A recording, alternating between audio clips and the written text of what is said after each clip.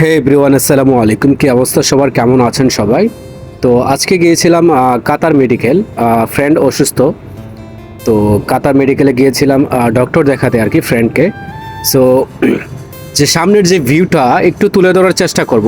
কাতারের যত বড় বড় প্রতিষ্ঠান আছে সবগুলা প্রতিষ্ঠানে ঢুকলে আপনি বুঝতে পারবেন না পার্কে ঢুকছেন না বড় কোনো প্রতিষ্ঠান, বড় কোনো ইয়েতে ঢুকছেন। প্রত্যেকটা মেডিকেল বলেন, কলেজ বলেন, স্কুল বলেন, যাই বলেন, সবগুলো পার্কের মতন সাজানো থাকে। সত্যি এই জিনিসটা কিন্তু আমার কাছে অসাধারণ লাগে।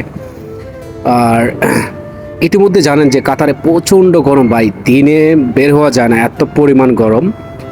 সো সবাই সবার জন্য দোয়া করবেন, কারণ প্রবাসীরা অনেক কষ্ট করে। ইভেন আমরা সবাই যারা প্রবাসী আছি সবাই কষ্ট করি।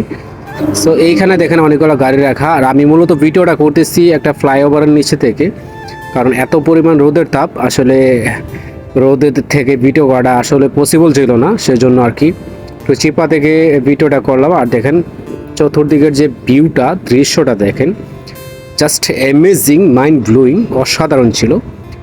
সো যারা কাতার আছেন তারা অবশ্যই জানেন। সো আল্লাহ হাফেজ।